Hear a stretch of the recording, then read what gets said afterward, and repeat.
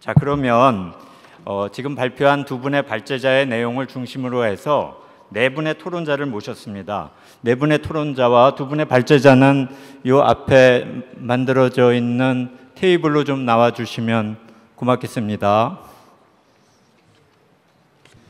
자, 지체 없이 이게 다음 일정이 없으면 조금 늦게 끝나더라도 이렇게 좀 토론을 이제 좀 충분히 하면 좋은데, 다음 일정들이 상당히 중요한 일정들이 지금 연결이 돼 있어서 제가 좀 빨리 진행하는 거 양해 부탁을 드리겠습니다. 우리 네 분의 토론자는 사실은 10분 정도 이렇게 드리려고 했는데 10분 드리면 너무 많이 늦어질 것 같아서 한 7분이나 6분 정도 간략하게 해주시면 좋을 것 같고요. 우리 유승직 교수님 모셨습니다. 인사하시죠. 예, 안녕하세요. 유승직입니다. 예. 이미애 교수님 모셨습니다. 예. 이시영 대한상공회의소 탄소중립센터장님 모셨습니다. 예. 우리 정은혜 국립환경과학원 기후대기연구부장님 모셨습니다. 예. 자, 그럼 먼저 우리 숙명여자대학교의 유승직 교수님 토론 부탁드립니다. 예, 안녕하세요. 숙명여자대학교 유승직입니다. 먼저 이 자리에 오늘 상당히 중요한 그 IPCC 6차 보고서에 대해서 이제 말씀드리게 돼서 저도 이제 영광으로 생각하고 있습니다. 제가 이제 그 IPCC 6차 보고서, 특히 이제 워킹그룹 3의 그 클라이밋 기후 변화 완화에 대해서 이제 말씀을 드리는데, 예, 근데 우리가 이제 좀 염두에 두셔야 될 게 뭐냐, 이 IPCC 제 6차 보고서니 하는 그 이 IPCC 보고서는 앞으로 우리가 가야 할 방향을 제시하고 있다는 겁니다. 앞에서 우리 오채훈 박사님께서도 이제 IPCC라고 하는 것이 이제 비정치적인 어떤 가치 중립적인 그런 기관이고 또 그러한 보고서를 낸다고 합니다만, 결국 확실한 거는 앞으로 갈 방향을 제시하고 있다는 겁니다. 그런데 우리가 이제 이 IPCC 그 과거 역사를 볼 때 IPCC 보고서가 나온 다음에 한 2, 3년 뒤에는 굉장히 중요한 의사결정들을 해왔다는 겁니다. 그래서 이번에 그 제출되는 그 IPCC 6차 보고서도 이번 뭐 당사국총회에서 이제 그 썸머리 포 팔러시 메이커 그 총괄적인 그 요약 보고서가 이제 채택이 되면은 그것이 결국은 뭐냐, 2025년에 우리가 각 국가마다 제출해야 되는 2035년 목표의 하나의 지침서가 된다는 겁니다. 그렇기 때문에 아마 우리는 이 내용을 갖다가 명확하게 좀 이해하는 것이 필요하다 하는 말씀을 먼저 드리고 싶고요. 그래서 제 나름대로 오늘 오채훈 박사님께서도 아마 잘 정리해 주셨습니다만은, 제 나름대로 IPCC 6차 보고서가 온실가스 감축이라는 측면에서 전달하고 있는 그 메시지가 뭐냐. 첫 번째는 2021년 현재까지 그 제출된 그 NDC의 목표를 갖다가 100% 각 국가가 다 이행해도 1.5도씨 이내 온도 상승을 억제하는 것은 굉장히 어렵다 하는 것입니다. 그렇기 때문에 그 얘기는 뭐냐, 앞으로 지금 제출된 목표보다도 더 강력한, 더 강화된 목표를 설정하고 그걸 이행을 해야 된다는 것입니다. 그래서 현재와 같은 수준으로 갔을 경우에는 2100년 정도 됐을 경우에 한 3.2도 정도 온도 상승이 이루어지기 때문에 우리가 1.5도씨 목표를 달성하기에는 턱없이 부족하다 하는 것입니다. 그래서 이제 2030년 이후에는 굉장히 급격한 온실가스 감축이 이루어져야 된다 하는 겁니다. 그래서 저희가 항상 얘기를 합니다만, 지금 편하게 서서히 먹다가 나중에 가서 급하게 먹으면 체한다 하는 것은 저희 경제학자들은 비용이 많이 든다 그런 얘기를 합니다. 그래서 지금과 같은 추세에서는 우리가 2030년 이후 상당한 비용이 들어가는 감축을 할 수밖에 없다 하는 그런 메시지가 있다고 보겠고요. 두 번째 시사점은 굉장히 전 중요하다고 생각을 하는데, 우리가 온실가스 저감 비용을 한 $100 정도 우리가 지불할 용의가 있으면은 2030년 그 배출량을 2019년 배출량 대비 50% 정도 줄일 수가 있다는 겁니다. 그 50% 정도 줄인다고 하는 것은 우리가 1.5도씨 경로에 들어갈 수 있다는 겁니다. 근데 지금 우리나라 감축 목표도 설정을 할 때 아마 그 보셨으면 아시겠습니다만은 한 2020년 목표할 때 한 5만 원 정도, 50불 정도, 2030년 목표할 때 한 100불 정도를 기준으로 하면 설정된 그 선례가 있기 때문에 이 지금 6차 보고서에서도 이 100불 정도 얘기하는 것은 그렇게 과한 비용은 아니다. 그렇기 때문에 다만 그런 비용을 우리가 지불할 용의가 있냐 하는 것이고, 이미 EU의 배출권 가격도 벌써 80에서 90유로 정도로 이미 형성되어 있는 상태입니다. 그래서 노력을 하고 하는 경우에는 우리가 이제 의지만 있는 경우는 달성 가능하다 말씀을 드리고, 세 번째 시사점은 아마 이 화면을 아마 같이 좀 보셨으면 좋겠는데 좀 넘겨주셨으면 좋겠습니다. 예. 여기서 당장 그 2030년까지 우리가 온실가스 감축을 전 세계적으로 했을 때 어떠한 정책 수단들이, 어떤 기술 수단이 가장 큰 그 기여를 할 수 있느냐 하는 겁니다. 근데 여기서 명확하게 제시하고 있는 건 첫째 재생에너지라는 겁니다. 재생에너지 중심으로 했을 경우에 굉장히 큰 싸고, 파란색으로 나타나는 것이 굉장히 싼 비용을 의미하는 거고, 빨간색으로 갈수록 비싼 건데, 물론 우리가 원자력 얘기도 하고 있습니다만은, 원자력도 어느 정도 일정 기여가 있습니다만은 재생에너지가 가장 큰 역할을 할 수 있다. 그 뭐 다른 것과 비교가 안 된다는 겁니다. 그래서 제가 꼭 드리고 싶은 말씀은 2030년까지 우리가 이제 온갖 수단을 다 동원해서 감축을 이제 시행하는데, 그 과정에서 원자력을 우리가 이제 뭐 비중을 늘린다거나 뭐 할 수는 있습니다만, 그 비중을 늘리는 것이 우리가 2030년에 설정하는 재생에너지를 줄이는, 오히려 그 목표 자체를 갖다가 낮추는 그런 방향으로 흐르면 안 되고, 재생에너지는 오히려 지금 현재도 2030년 목표 달성이 거의 불가능합니다. 오히려 지금보다도 더 강화된 목표 설정하고 가야만 그게 국제 추세에도 맞는 것이고, 오히려 가장 저렴하게 온실가스를 줄일 수 있는 것이다 하는 말씀을 드리고, 또한 우리가 명확하게 얘기해야 되는 것이, 우리가 이제 온실가스 감축하면 비용이 많이 든다, 뭐 신기술은 특히 비용이 많이 든다 말씀을 합니다만은, 지금 아마 여기 계신 분들도 재생에너지 비싸서 못하겠다는 얘기는 들어보신 적 없으실 걸요. 2005년 정도만 돼도 우리가 재생에너지는 비싸서 못한다 하는 얘기 많이 했습니다만은, IPCC 6차 보고서 공식적으로 얘기하는 건 2010년부터 19년 동안 9년 동안에 생산 원가가 100에서 15로 85% 정도 다운이 있다는 겁니다. 그거는 전기 자동차에 들어가는 리튬 에너지도 마찬가지고, 육상 풍력 같은 경우도 50% 정도 하락을 했다. 그래서 신기술이 비싸다는 건 지금 현재서 사실이지만, 그 비용을 갖다가 우리가 장기적으로 볼 것이냐 하는 것도 우리가 굉장히 중요한 의미가 있다는 말씀드리고, 또 IPCC 보고서에서 또 이제 중요하게 얘기하는 것 중에 하나가, 이번에 재밌게 들어간 분야가, 우리가 이제 철강 산업에서 신기술 도입했을 때 철강 산업의 생산 비용은 뭐 40% 50% 올라갈 수가 있다는 겁니다. 다만 그것이 소비자 물가, 소비자가 부담하는 비용에는 얼마만큼 들어가냐. 결론적으로 아무리 신기술이 들어가도 소비자에게 들어가는 비용은, 발생되는 비용은 1% 미만이라는 겁니다. 추가적인 비용은. 그게 무슨 얘기냐면, 자동차 생산할 때 철강도 쓰지만 여러 가지 원료를 쓰기 때문에 실질적으로 철강 비용이 10%에서 50% 올라가더라도 자동차 생산 원가는 한 1% 정도 이상 올라가지 않는다 하기 때문에, 좀 더 정치를 하시는 분이라든지 산업계에 계신 분들도 좀 자신감을 갖고 또 이런 온실가스 감축에 대하는 것이 필요하지 않느냐 하는 말씀을 드리는 거고, 저도 경제학자입니다만 우리가 이제 항상 싼 걸 얘기를 많이 하거든요. 아마 여기 계신 분들도 가장 지금 쓰고 계신 제품의 대부분이 가장 싼 걸 쓰고 계시지는 않을 겁니다.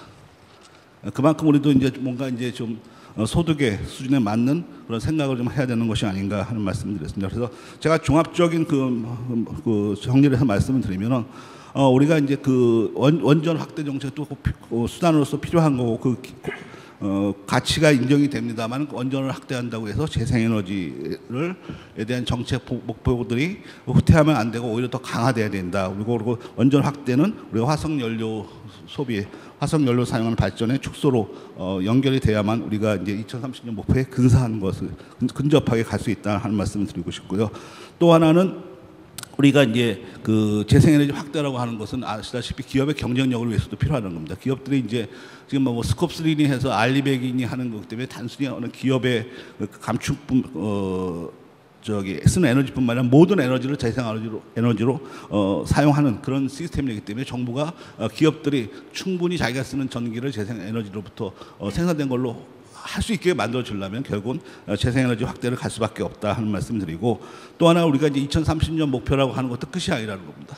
그건 시작이고, 2025년에 이 정부에서도 2035년 목표를 갖다가 설정해서 제시해야 되는데, 아마 우리 오채훈 박사님께서 이미 발표하신 내용에 보시면 2040년 50년에 전 지구적으로 평균적으로 어느 정도의 온실가스를 줄여야 된다는 얘기가 나옵니다. 그렇기 때문에 우리가 2035년에는 지금 2030년에 뭐 19년 대비 18년 대비 한 40% 얘기합니다만 40% 이상 50%에 가까운 숫자를 제시해야 되는 그런 상황이기 때문에 이제 온실가스 감축은 이제 당장 우리가 떨어진 불이다 이렇게 생각하셔야 되는 거고, 두 번째로 제가 꼭 마지막으로 말씀드리고 싶은 거는 그동안 우리가 온실가스 감축에 대해서 여러 계획을 많이 세웠습니다. 이제는 계획을 세우는 것이 중요한 것이다. 계획이 불필요한 얘기는 아닙니다만 계획은 있고 무엇을 해야 되는 걸 알기 때문에 오히려 이제부터는 실천 하나하나 실천하는 것이 가장 중요하다, 그런 말씀 드리겠습니다. 예. 예, 감사합니다. 예, 감사합니다. 뭐 간단하게 이미 많이 늦었다 이 얘기입니다. 이미 많이 늦어서 열심히 해야 되는데 재생에너지 열심히 들려야 된다. 원자력 발전 에너지 하더라도, 그리고 실천이 중요하다 이렇게 말씀을 해주신 것 같아요. 그 다음에 우리 이미애 고려대학교 교수님, 예, 한 6, 7분. 안녕하세요. 저는 고려대학교 지구환경과학과의 이미애입니다. 오늘 그 대응 방향 또 방안, 온실 기체를 어떻게 감축해야 되느냐, 굉장히 실질적인 말씀을 해주셨는데요. 저는 대응 방향을 지구환경 측면에서 말씀을 드리려고 합니다. 저희가 이미 잘 알고 있습니다. 남극의 오존 구멍이 발견이 됐습니다. 그리고 지금은 회복 중입니다. 다음으로 넘겨주세요. 저희가 탄소 중립 2050년을 목표로 하고 있는데, 이 남극의 오존 구멍이 복원이 되는 것도 한 2050년 경일 거라고 예측을 하고 있습니다. 그럼 저희가 이 계획을 잘 수행을 하면 아마 한 2050년에는 다 지구에 이런 축제가 있지 않을까 생각을 합니다. 근데 이런 그 남극 오존 구멍이 저희에게 어떤 레슨을 주었느냐, 사실은 인간하고 가장 먼 곳에서 이런 문제가 가장 먼저 발생을 했어요. 저희하고는 가장 거리가 먼데 오존이 엄청나게 줄어든 거죠. 저희가 예측을 못했습니다. 근데 또 저희가 빨리빨리 움직여가지고 1985년에 그 비엔나 협약부터 시작해서 1999년에 그 베이징 어멘드먼트를 이루면서 이제는 이제 우리 할 일은 다 했다, 기다려보자. 그래서 전체적으로 그런 계획들이 잘 순조롭게 이루어졌어요. 그래서 이제 그런 앞에 레슨을 가지고 기후변화 협약도 같이 수행을 하면 되지 않을까 했는데, 기후변화 협약은 이 오존 문제하고는 다르게 굉장히 이렇게 삐걱거립니다. 아까 그 반기문 총장님께서 잘 말씀해 주셨잖아요. 여러 가지 많은 스토리가 있었습니다. 그래서 이러한 그 남극의 오존 구멍이 저희들한테 이런 기후변화 협약을 어떻게 효과적으로 그리고 정말로 잘 이루어질 수 있는지 그런 하나의 그 선례를 남겨주었습니다. 그럼 왜 이런 문제가 발생을 하느냐? 사실은 이게 어느 공장의 문제도 아니고 어느 회사의 문제도 아니고 저희 인간의 삶에서 나오는 하나의 부산물이죠. 이 지금 기후변화 유발 물질 살펴보면 다음으로 넘겨주세요. 지역적으로는 다 대기 오염 물질입니다. 저희가 매일매일 살고 있는 그 삶 속에서 배출이 됩니다. 그런데 이런 물질들이 전 지구적으로 봤을 때 기후변화를 일으키게 되는 거죠. 그러니까 결국에는 이 지구 대기의 조성의 지속 가능성의 문제입니다. 이런 물질들이 이 인간의 인체에 영향을 미치고 또 그게 글로벌하게는 지구의 건강이죠. 기후에 영향을 미치게 되는 거죠. 그러니까 이 전체적으로 지구 환경의 측면에서 봤을 때는 이런 모든 문제가 지구 대기의 지속 가능성의 문제로 귀결이 됩니다. 다음 장 넘겨주세요. 이러한 그 오존 미세먼지가 이제는 기후변화 유발 물질로 취급이 됩니다.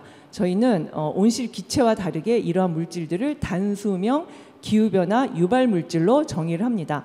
왜냐하면 이 오염 물질들은 온실 기체처럼 오랜 시간 동안 지구에 머무를 수가 없어요. 그러니까 결국에는 배출원 근처에 오랫동안 남아 있게 되고요. 대기 중에 머무름 시간도 한 일주일 정도로 비교적 짧습니다. 근데 그 효과는 상당히 큽니다. 근데 이러한 물질들이 지구 대기 중에 존재하는 거는 다 그 역할이 있기 때문이에요. 성층권의 오존은 생태계를 보호하는 그런 역할을 합니다. 그리고 대륙권에서의 오존은 대기로 유입된 그 오염물질을 제거하는 역할을 합니다. 그 과정에서 오존도 만들어집니다. 그리고 미세먼지도 만들어집니다. 만약에 오존과 미세먼지가 만들어지지 않으면 저희들은 지구에서 살 수가 없습니다. 그리고 비가 오면은 이런 물질이 조금 더 깨끗하게 씻겨 내려가죠. 근데 비는 또 미세먼지가 없으면 만들어질 수가 없습니다. 근데 결국에는 이런 자연적인 이 하나의 기작 안에 인간의 영향이 너무나 크게 나타난 거죠. 그래서 이러한 그 대기 중에서의 산화 과정을 잘 살피고 이해하고 이 서로 상호 그런 작용이 어떻게 일어나는지 이런 것들을 저희가 미리 잘 이해를 해야지 나중에 효과적인 감축 그 대책을 세울 수가 있습니다. 다음입니다. 결국에는 이 도시가 문제인데요. 도시에서 가장 큰 그 오염원은 자동차죠. 그래서 이러한 그 자동차 그 깨끗한 그 배기가스를 만들기 위해서 많은 노력을 하고 있고요. 그리고 앞으로도 필요합니다. 그 EPA에서 발표된 그런 자료입니다. 그리고 이런 것들을 취향하기 위해서는 개인적인 수준에서는 어렵습니다. 이 환경과학원에서도 오셨고요. 또 많은 그 관련 그 기관에서 오셨는데요. 정책이 제대로 수립이 돼야 됩니다. 근데 복잡한 거는 이러한 대기 오염 물질이 결국에는 오존과 입자상 물질만 만드는 게 아니라 이 궁극적으로는 기후변화에 영향을 미칩니다. 그리고 배출만 줄인다고 이런 물질이 줄어들지 않습니다. 이 자연의 원리를 이 지구의 대기 중에서 어떠한 그 반응이 일어나는지 저희가 잘 알아야지 결국에는 이런 과학이 필요하다는 겁니다. 그래서 이러한 그 과학을 기반으로 정책을 제대로 또 효과적인 정책을 또 오랫동안 또 유지 가능한 정책을 수립할 수가 있습니다. 그래서 반드시 어떤 정책 수립을 할 때는 짧은 시간 그리고 긴 시간을 함께 고려를 해야 됩니다. 이거는 상당히 좀 소극적인 그런 정책이었다면 방법이었다면 다음 장 넘겨주세요. 다음 장입니다. 죄송합니다. 조금 더 적극적으로 지구공학 기술이 논의가 되고 있습니다. 아마 여러 가지 많은 내용들을 마치 소설에서 접하셨을 거라고 생각이 됩니다. 이 지금 제임스 웹 우주 망원경이 작년 크리스마스에 발사가 됐잖아요. 그러면은 그런 반사경을 우주에 설치해서 지구로 유입되는 태양 에너지를 막으면 어떻게 될까? 바다에 철을 비료로 주어서 그 해양 생태계에서 흡수하는 CO2를 조금 더 촉진시킨 양이 또 많아지게 하면 어떻게 할까? 여러 가지 많은 그 지구공학 기술들이 지금 제안이 되고 있습니다. 그런데 굉장히 효과적이에요. 이런 기술들이. 근데 전부 다 타임라인이 다릅니다. 나타나는 그런 기간이 다르고요. 그리고 또 효과가 조금씩 다르고 비용이 다 다릅니다. 근데 이런 기술들을 왜 사용하지 못하느냐? 바로 이 그 인간에게 미치는 생태계에 미치는 안전 문제 때문이죠. 그래서 앞으로는 정말로 기후변화 아까 뭐 1.5도도 지금 너무나 우리한테는 적절한 그런 목표가 아니다 그런 말씀하셨는데 정말 안 된다 그러면 이런 기술까지 이제 적용을 할 그런 의사가 있을 거라고 생각이 됩니다. 그러면은 이러한 기술들을 적용할 때 저희가 무엇을 고려해야 할까요? 마치 뭐 설국열차나 아니면은 그 투모로우에 나오는 그 영화의 설정이 사실은 아주 일어날 수 없는 그런 그 망상은 아닌 겁니다. 그래서 이런 것들을 저희가 머릿속에 좀 잘 집어넣어 놓고 다음 장 넘겨주세요. 그 지구 환경에서 저희가 어떠한 이런 뭐 저감이나 아니면은 어떤 그 모디피케이션 어떤 지구의 기후를 되돌리기 위해서 어떠한 일을 할 때에는 그것 역시도 하나의 인간의 영향이라는 거를 좀 저희가 미리 자각을 하고 이 지구가 굉장히 아주 그 잘 조화를 이루고 그 다음에 아주 균형을 이루고 있다 하는 거를 저희가 미리 좀 인지를 하고 그런 대책을 마련했으면 합니다. 지금 요 옆에 나와 있는 그 그래프처럼 현재 지구 환경은 굉장히 오랜 동안 기후가 변해왔어요. 과거에 그 라스트 글래셜 맥시멈 때는 현재보다 한 6도 정도 그 온도가 낮았거든요. 근데 지금까지 잘 버텨왔습니다. 근데 이제 현재 문제는 너무나 빠른 시간 안에 임팩트가 큰 거예요.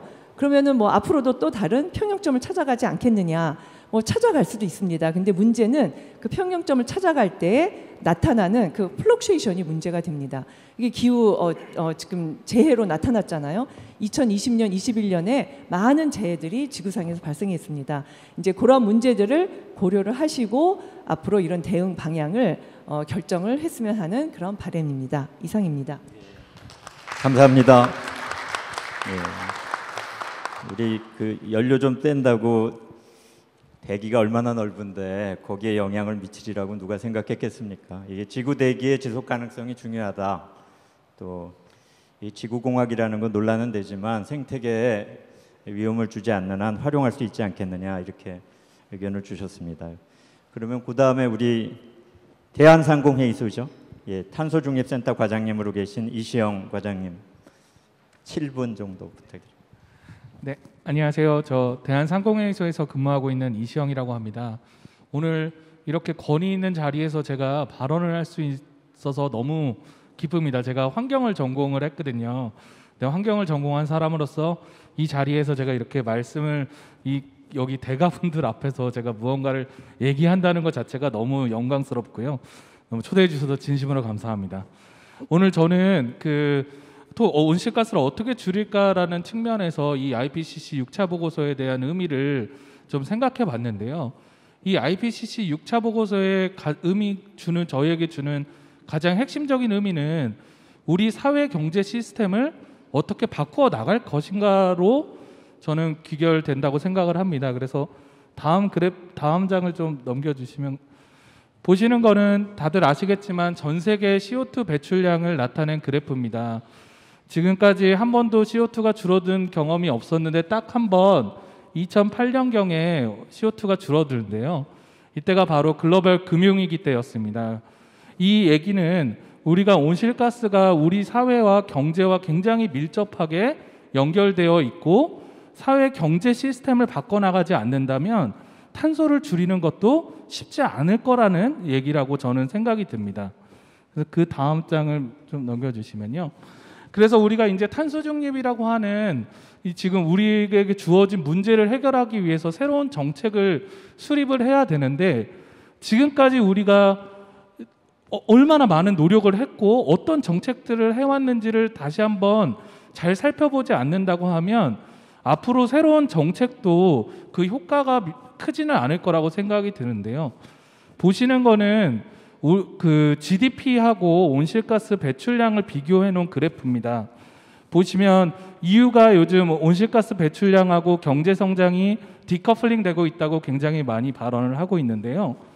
오른쪽 그래프가 우리나라의 상황이에요.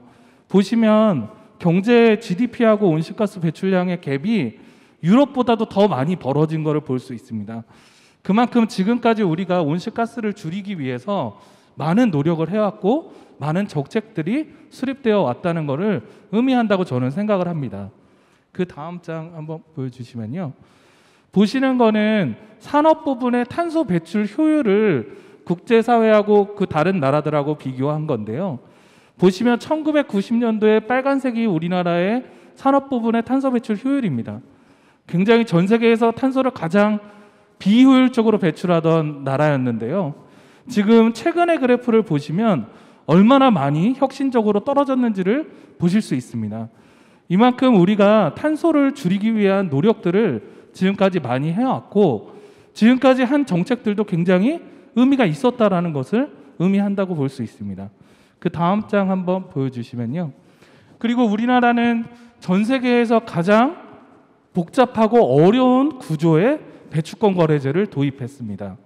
이 우리나라의 온실가스 배출권 거래제를 보면 지금 규모가 한 5.38억 톤 정도 되는데요. 이게 국가 전체의 온실가스 배출량의 한 74% 정도를 커버하는 수준입니다. 그리고 보시는 것처럼 발전, 산업, 건물, 수송, 항공, 폐기물 할 거 없이 모든 부분에 온실가스 배출량을 포함하고 있고 맨 밑에 보시는 것처럼 간접 배출을 포함해서 6가지 온실가스 배출 온실가스 물질을 다 규제하고 있는 굉장히 복잡한 시스템을 우리는 도입을 해서 지금까지 운영을 해왔다고 볼 수 있습니다. 그럼에도 불구하고 우리나라 온실가스 배출량이 코로나로 영향으로 우리가 좀 줄어드는 추세를 보이고 있지만 쉽게 줄어들지 않는다고 하면 뭔가 새로운 정책이 이제는 필요할 거라고 생각이 드는데요. 그 다음 페이지를 한번 보여주시면 제가 이 6차 보고서가 우리에게 주는 의미에 대해서 한번 정리를 해봤습니다. 일단은 인프라 구축이 굉장히 중요하다고 강조를 하고 있다고 생각이 듭니다. 지금 인프라는 우리가 지금 놓으면 앞으로 50년 이상 사용하는 인프라들이 대부분입니다. 에너지 같은 인프라들인데요. 이런 인프라들의 투자에 있어서 기후 안정성을 반드시 고려해야 되고, 이 기후 안정성을 고려해서 투자를 할 수 있는 건 정부가 그 역할을 해야 된다고, 중요하다고 생각을 하고 있습니다. 근데 지금까지 우리가 환경 분야에서 우리가 기후 변화 문제를 얘기하다 보니까 환경을 위하고 탄소를 줄이고 하는 것들이 어떤 이익으로 다가오는 거에 대해서 굉장히 부정적 시각이 있었다고 생각이 듭니다. 그래서 지금부터 우리가 해야 될 일은 기후 안정화와 경제 발전의 연결고리를 만들어가는 것이 굉장히 중요하다고 생각이 들었습니다. 보시면 탄소 중립이라는 것은 어차피 정해진 길이고 우리가 나아가야 될 길인데, 그러면 탄소 중립을 위해서 필요한 기술들이나 감축 사업이나 이런 것들이 분명히 존재할 겁니다. 이왕 우리가 가야 될 길이라고 하면 이거에 대한 선점이 굉장히 중요하고요. 이러한 선점과 우리가 이익이라는 것들에 대한 어떤 다른 시각을 갖는다면 분명히 우리가 한정된 재원이 기후 쪽 투자로 많이 옮겨올 수 있다고 생각을 합니다. 그렇기 때문에 우리가 지금 우리가 갖고 있는 규제 중심의 시스템을 인센티브 중심의 시스템으로 변화해 나간다고 하면 기후 쪽에 많은 투자가 이루어질 수 있고, 그 투자로 인해서 뭔가 경제적 이득이 돌아간다고 하면 사회적인 전체의 기후 투자에 대한 수용성도 굉장히 올라갈 수 있는 그런 상황이라고 생각을 합니다. 그래서 마지막으로 제 생각을 좀 말씀을 드리겠습니다. 네, 앞으로 저희가 그럼 어떤 것들을 해야 될까 해서 개인적인 생각을 좀 말씀을 드리고 싶은데요. 기후변화 이슈는 국내에 한정된 이슈는 아니기 때문에 우리가 국제적으로 협력이 굉장히 중요하다고 생각합니다. 그리고 우리가 모든 부분에 기술을 개발하고 모든 부분을 할 수 없기 때문에 분명히 잘하는 나라와 우리가 갖고 있는 강점을 이용해서 국제적인 협력을 강화해 나가야 될 것입니다. 그리고 탄소 중립을 우리가 에너지 전환을 통해서 어떤 화석연료를 사용하지 않는다 하더라도 분명히 온실가스가 배출되는 부분들이 남아 있습니다. 그런 부분은 우리가 혁신 기술 개발을 통해서 분명히 제거해 나가야 되기 때문에 혁신 기술 개발에 국가적인 역량을 투입할 필요가 있다고 생각을 합니다. 그리고 마지막으로 지금 현재 우리의 규제 시스템에서 말씀을 드리고 싶은 부분이 있는데요. 우리가 이렇게 아까 말씀드린 것처럼 훌륭한 배출권 거래제라는 정말 훌륭한 제도를 갖고 있는데, 지금 제가 생각하고 있는 문제점은 뭐냐면 이 배출권 거래제가 기업들에게 명확한 투자의 방향을 제시해주고 있지 못하고 있다고 생각을 합니다. 그래서 앞으로 이 배출권 거래제가 기업들에게 투자의 방향을 명확하게 제시를 하고 이것이 감축이다라는 것을 명확하게 해준다고 하면 우리가 많은 기업들의 투자도 감축의 방향으로 이끌어낼 수 있다고 생각을 해서 오늘 말씀을 마지막으로 드리고요. 오늘 그 마지막에 좀 홍보 좀 하겠습니다. 제가 회사에서 나왔는데 저희 상공회의소 마지막 페이지 한번 보여주시면, 저희 상공회의소에서도 지금 탄소 중립과 에너지 전환에 관한 세미나를 1년에 한 5번 정도 개최할 예정입니다. 보시면 저희가 4월 28일 날 첫 번째 세미나를 개최했는데요.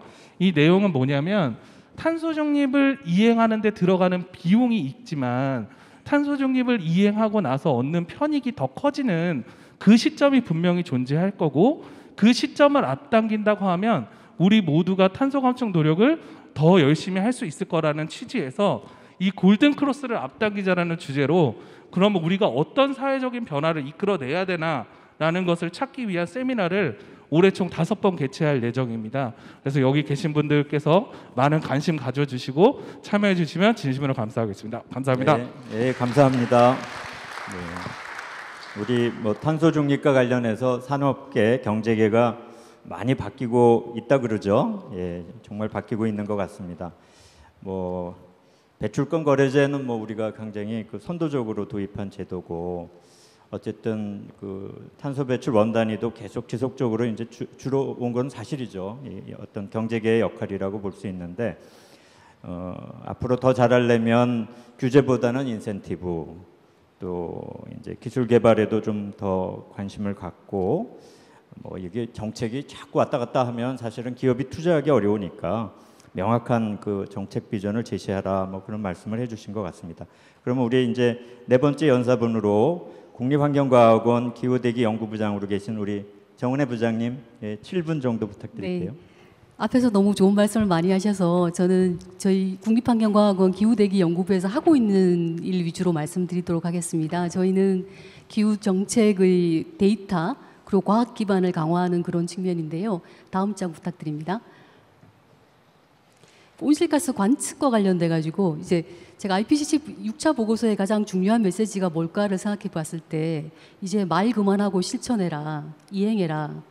글로벌 스탁테이크가 내년에 또 일어나지 않습니까? 그래서 그 뭐 이런 말 경영학에서 이런 말이 있다고 하는데 측정하지 않으면 관리할 수 없고 관리할 수 없으면 혁신할 수 없다. 잘 측정을 일단 해야 되는데 과학원이 그 일을 주로 하고 있습니다. 옆에 영문으로 되어 있는 거는 이제 EU에서 자기들이 이제 온실가스 관측과 관련해서 어떤 의미를 갖는다는 걸 좀 보여준 건데요. 단순히 이제 대기 조성의 변화를 모니터링하는 거에 더해 가지고 온실가스가 되게 많이 배출되는 핫스팟을 잘 찾아내고 그리고 거기서 이제 뭐 온실가스 감축을 한다고 했을 때 실제로 줄어드는지 줄어들지 않는지를 어세스를 한다. 그래서 이게 이런 것들이 결국 글로벌 스탁테이크에 크게 기여하게 될 것이다라고 하는 내용입니다. 옆에 보시면 이제 세계 온실가스 관측 위성이라고 되어 있는 부분이 있는데요. 일본이 벌써 한 10여 년 전에 벌써 고셋 위성을 쐈고 현재 GHGSat 위에서부터 8번째까지 GHGSat까지 8개의 위성이 이미 발사가 돼서 온실가스를 관측하고 있습니다. 그리고 지금부터 23년까지 9개 위성이 더 쏘아질 예정인데요. 제가 그 국립환경과학원의 환경위성센터를 가지고 있는데 이번 주에 되게 특이한 일이 있었습니다. 그 Environmental Defense Fund라고 하는 미국 그 환경 단체인데 거기서 저희 위성센터를 방문을 했었거든요. 그 거기는 880만 불, 그러니까 한 900억 정도를 모금을 해가지고 메탄을 관측하는 위성을 2023년에 쏜다고 그러더라고요. 그래서 저희는 아시아 권역을 전체적으로 대기오염을 측정하는 환경위성센터가 있기 때문에 어떻게 서로 협력할 건지를 가지고 논의를 했는데 이게 이 의미는 뭐냐면 밑에서부터 이제 바텀업으로 온실가스 배출량을 이제 한정하는 부분도 있지만 위성이라든지 측정을 통해 가지고 탑다운으로 실제로 얼마나 배출하는지를 또 모니터링하겠다. 전 지구가 그런 방향으로 벌써 가고 있다 이런 걸 말씀드릴 수가 있겠습니다. 다음 쪽 부탁드립니다. 그래서 저희가 이제 위성으로 봤을 때 우리나라의 기후변화 유발 물질이 어떤 농도의 변화를 보이는가. 아까 이미혜 교수님도 말씀하셨지만 이제 대기오염 물질 같은 경우는 계속 줄어들고 있습니다. 이 위성으로 봐도. 근데 오존은 줄어들지 않고 계속 늘어나고 있고 CO2도 마찬가지로 이제 위성으로 봐서 계속 증가하고 있는 것을 이 그래프에서 보실 수가 있는데요. 다음 쪽 부탁드립니다. 그래서 저희는 이제 과학원에서는 이제 EU라든지 또 미국 나사 이런 쪽하고 함께 오존 성상이 어떻게 변화하는지 그리고 대기오염 물질 그리고 단기 유발 기후 유발 물질들이 어떻게 변화하는지에 대한 그런 연구들을 계속하고 있고 특히 이제 그 지금 대기오염 물질 관측 위성이 발사되어 있습니다만 30년 정도가 되면 2030년에 그 수명이 끝나거든요. 그럼 다음 위성을 쏠 때는 대기오염뿐만 아니고 온실가스까지 같이 관측하는 거를 준비를 하고 있고 또 그 전에 2027년 정도에 좀 초소형 위성이라도 쏴서 대기오염 물질 그 온실가스 관측을 좀 하려고 하는 그런 준비를 하고 있습니다. 다음 쪽 부탁드립니다.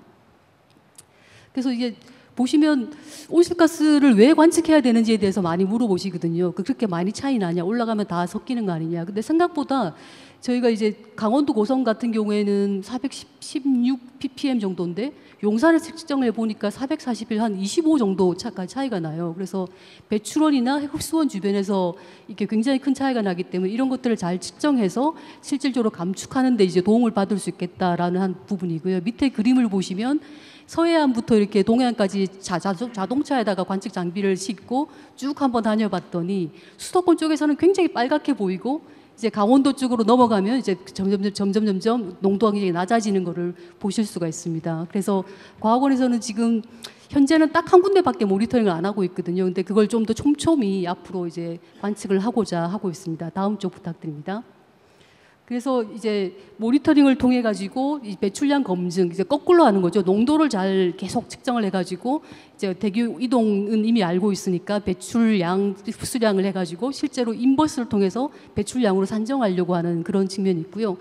또 이제 소스, 그러니까 배출원에서 배출원 측정을 또 저희가 뭐 공정시험 기준이라든지 이런 걸 통해서 많이 만들고 있는데 특히 요걸 한번 보여드리고 싶은 게 이제 배출량을 산정할 때 바이오매스는 배출량에서 빼도록 돼 있잖아요. 근데 그 바이오매스를 정확하게 산정하려고 하면 C14이라고 하는 온실가스 이런 측정 방법을 통하면 이게 정확하게 산정할 수 있는데 저희가 한번 시범적으로 해봤더니 폐기물 쪽 배출량이 이렇게 실측 기반으로 하면 거의 한 25% 이상 감축하는 걸로 이렇게 나와 있어가지고요. 그런 측면들도 저희들이 계속 준비를 해 나가고 있습니다. 다음 쪽 부탁드립니다.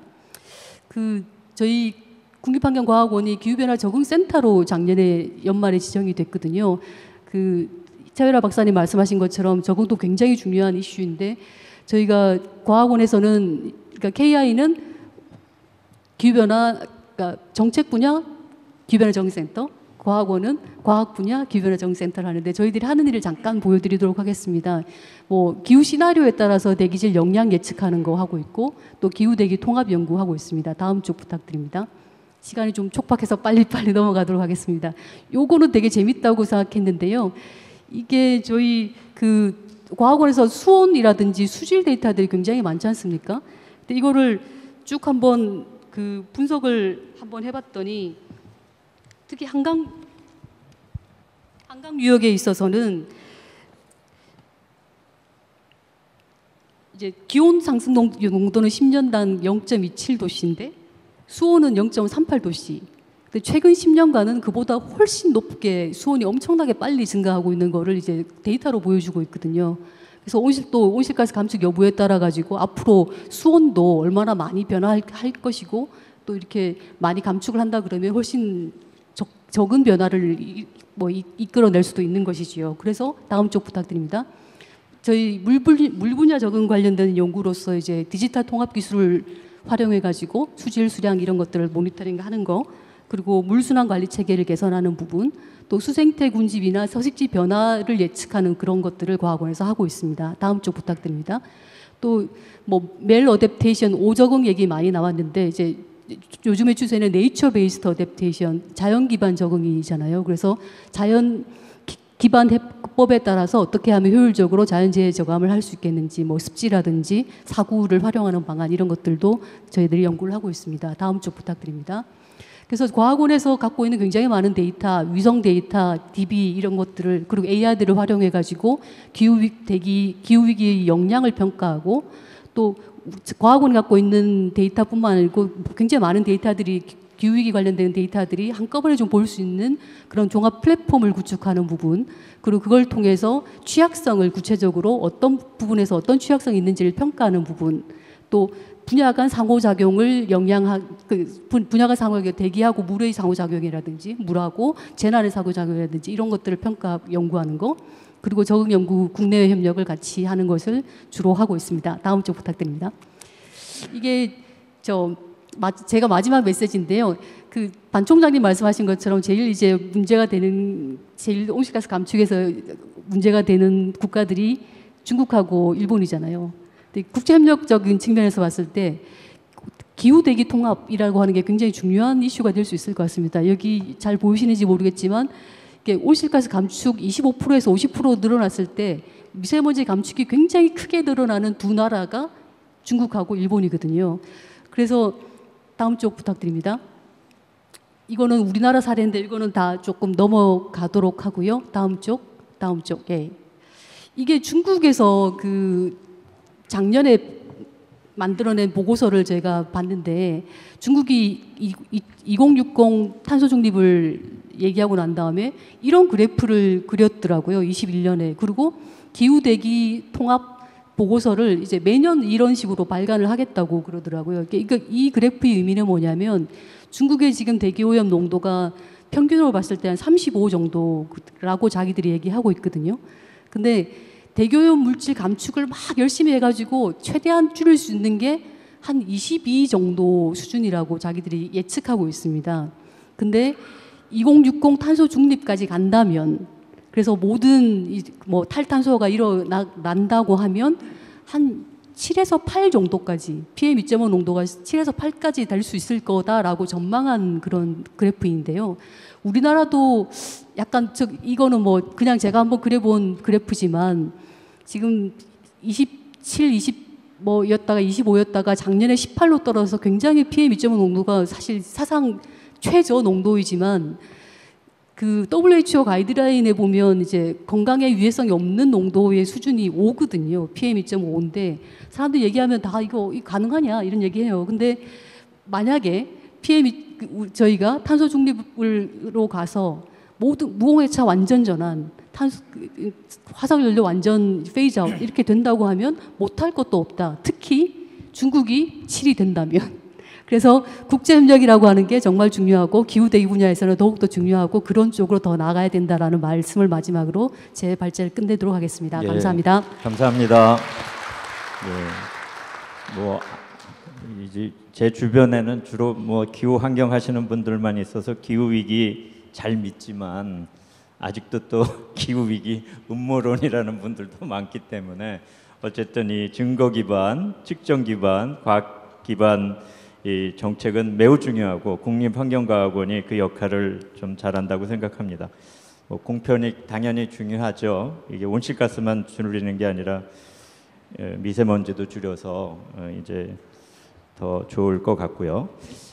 지금 이제 예정된 시간이 거의 다 됐습니다. 그런데 그래도 혹시 한 분 정도 코멘트나 의견이 있으시면 그 좌석에서 뭐 질문 혹시 계십니까? 예, 없으시면 우리 발제자 분들 혹시 추가로 우리 최 박사님, 우리 오 박사님 없으세요? 예, 저희가 시간이 워낙 그 타이트하게 예정돼서 우리 발제자분들, 토론자분들한테 충분히 시간을 못 드려서 죄송합니다. 굉장히 좋은 발제해 주시고 토론해 주셔서 감사드린다는 말씀을 드리면서 오늘 그 발표회를 마치도록 하겠습니다. 감사합니다.